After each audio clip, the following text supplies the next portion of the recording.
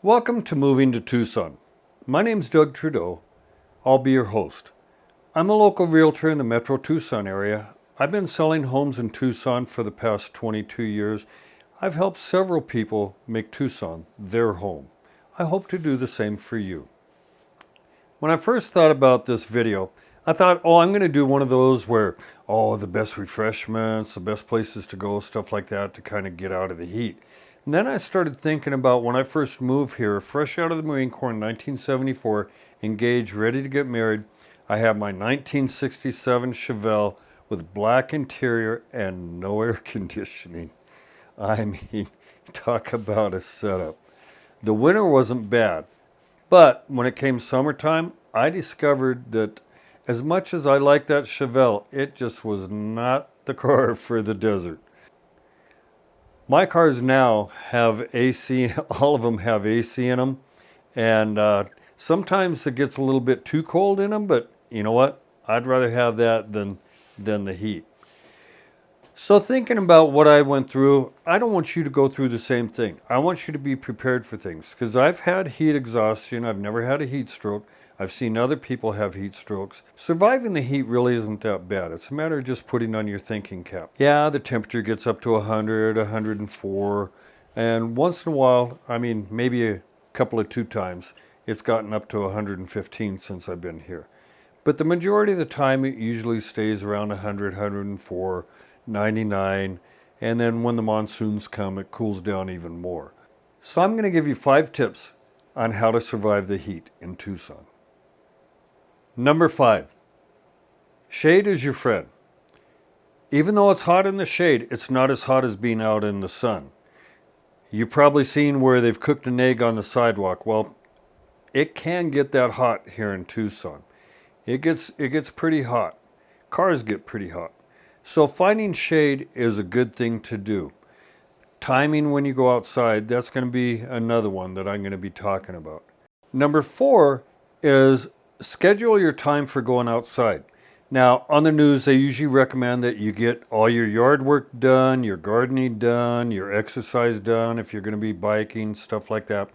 Get it done by 10 o'clock in the morning. And there's a good reason for that, because after 10 is when it really starts heating up. Around noon, starts getting hot. 1 o'clock, hotter. By 3 o'clock in the afternoon, that's when we start hitting our peak temperatures, and that's when the ultraviolet rays are the strongest. So it's best to try to get all the stuff you want done early in the morning, and then if you want to go out to eat or anything, wait till the sun goes down. It starts to cool down in the evening. Number 3 is hydrate, hydrate, hydrate. I cannot express hydrating enough. I've seen times where I've even gotten into trouble by not focusing on hydrating enough, especially when I go out fishing. Then I have to really focus on it. You think, you're on the water, you got a cool breeze, but you can dehydrate pretty quick. Now, there's a couple of ways to hydrate. Water, that's the best way to hydrate. The other is get a sports drink. Now, there's some sports drink that are specific for rapid hydration. They have a little bit of salt flavor to them and other ingredients in it. So those are good things to keep around. Especially since Tucson is a cycling town, there's miles and miles and miles of bike paths. People come here year-round to train in Tucson. So make sure that you hydrate. Again, I cannot express it enough. Please, please, please, please.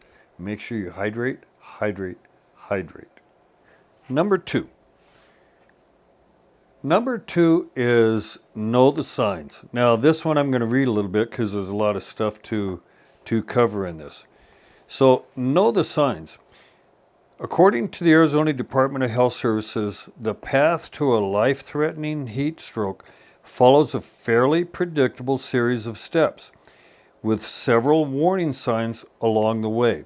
And I'm going to post that in here to where you can see it. Make sure you pay attention to that, and I'll try to put a copy of it or put a list of it down below. Some of the signs are thirsty. Being thirsty signals that you're already starting to get dehydrated. Heat cramps. Cramping, pain, and spasms in your abdominal muscles and legs signal that you are losing too much water and salt. Drink water and get inside. Get in the shade. Try to get away from the heat. Heat exhaustion. Signs you are entering dangerous territory include cool, moist, pale, flushed, or red skin, heavy sweating, headache, nausea, or vomiting, dizziness, and exhaustion. However, your body temperature will be near normal. With these symptoms, get inside right away and drink half a glass of cool water every 15 minutes until you improve. There was an incident there was a situation where we were at a Easter egg hunt. It wasn't that hot out. It really wasn't. It was only 80 degrees. It was quite comfortable for most everybody. I mean, we still tried to stay in the shade. There was a gentleman, a little bit heavier set, a little bit older gentleman. Great guy, really nice guy. I noticed him sitting off to the side, to the back by himself, and he just didn't look right. So I asked my son to go check on him. Sure enough, he was showing signs of heat exhaustion. The next step would have been a heat stroke. So a lot of the church members, they went over there, they helped him out, made sure he's drinking water, gave him another sports drink that was better for hydrating, and got him to sit down, cool down. My wife and I sat with him for about a half hour, and he started getting better and better, and then he's back to himself. So knowing the signs for heat exhaustion and heat stroke can be a big deal. Heat exhaustion. So the next thing following heat exhaustion is heat stroke. During heat stroke, your temperature spikes and you can damage your brain and internal organs. Other signs include hot, red, and dry skin, changes in consciousness, rapid weak pulse, and rapid shallow breathing. At this point, call 911 immediately. You don't even mess around. You try to cool the person down. If you see somebody going through it, you try to cool yourself down and call 911. Let the paramedics, let the experts take care of it. So, learn more about heat and illness. I'm going to give you some links below about that. So when you come to Tucson, again, I've been here for 48 years. I survived 48 summers, or there's my 48th summer, 49th summer. It's not that hard to survive the summers here. Actually, it gets to a point where it's not bad. You just have to know when to go outside, when to go inside, when to go in the shade, when not to get in your car. And I'll be talking about cars next. Number 1, cars do not like the sun. A car can get as high as 140 degrees inside. Now, when you're cooking, if you see a lot of instructions, they say put a thermostat in their turkey or whatever you're cooking, and when it hits 160, it's done. Well, guess what? You're not far off from cooking your turkey. One of the things is people have a tendency, I'm just going to run inside. I'm going to leave my 1-year-old, my 6-month-old, my 18-month-old, my cat, my dog in the car. Then they get distracted. 30 seconds turns into 5 minutes, turned into 10 minutes, turns into 30 minutes. Meanwhile, that baby, that toddler, that pet is sitting in that car. They have no way, they can't get out. They're trapped in a car seat, or, the dogs, they can't grab the handle and open it up.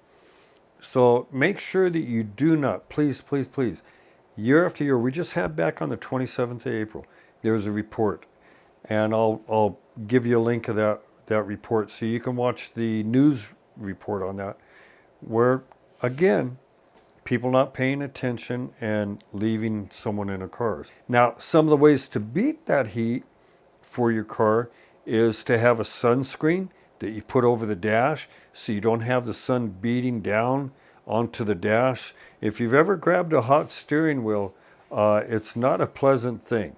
Crack the windows, let a little bit of air out, because you'd be surprised just cracking your window a half inch. It helps to let that superheated air out. What I like about my truck is during the summertime, you press the button on the key, you hold it down, all the windows roll down, all the hot air escapes the truck, and then I get in, turn on the air conditioner, and I don't have so much to cool down. A lot of cars have self-starters now. I have starters now where you can start it remotely, get the air conditioning going, and the like. The other thing, you'll see a lot of cars, all of my cars have tinted windows. But that 67 Chevelle I was talking about did not have tinted windows and black interior. I used to throw a blanket over the roof and the windows to try to keep it cool during the summertime. So I had to wrap my baby. So those are things that I hope will help you and looking to move to Tucson. And if you do move to Tucson, to kind of beat the heat during the summer. Now, in the beginning, I talked about I wanted to do a special treat. Well, that's going to be coming up next. Those of you that stuck around, you get to see what that special treat is. This is a Tucson specialty, and I guarantee you, you don't want to eat it too fast because you will get brain freeze. So stick around. So if you're looking to move to Tucson, again, I'm a realtor. My contact information is below. I would be honored to represent you in making Tucson your home. If you're interested in watching future videos, make sure that you hit the subscribe button and click on the videos, and it'll take you to the next video or previous video that I have, and you can learn more and more about Tucson. Some of the videos I have planned in the future to upgrade from my 2014 video I did of Oro Valley. I'm going to do a 2022. Still have a few more clips I want to get on that. And also I have a couple of historical communities that I'm going to take you to kind of get you acclimated to not only the history of Tucson, but some of the cool places. And there's a neat little inn in one of these that I didn't know existed before, and I drove by it today. And it's kind of a cool little inn. My wife and I were saying maybe we ought to go spend a night there. So take care, God bless, and I'll see you in the next video.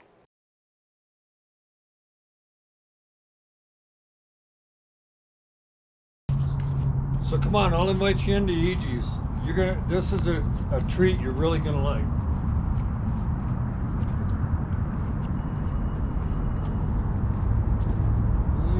I can smell those onion rings. Come on in. This one right here, this is the one I was talking about. This is a EG's. This is special for Tucson.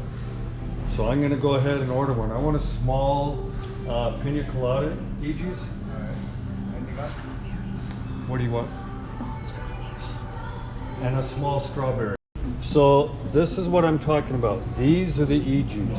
I'm gonna open them up and I'll show you what they look like inside. So okay, so this is a specialty. You'll freeze your brain with this if you try to eat them too fast. Look at that. Doesn't that look good? That's actually my wife's strawberry. She's the one behind the camera. So this is the pina colada. This is my favorite. Has coconut in there. It's really, really good. And it's like a slush. It's really good.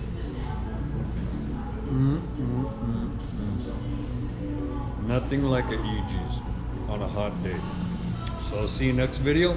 God bless, take care, and I'll see you in the next video.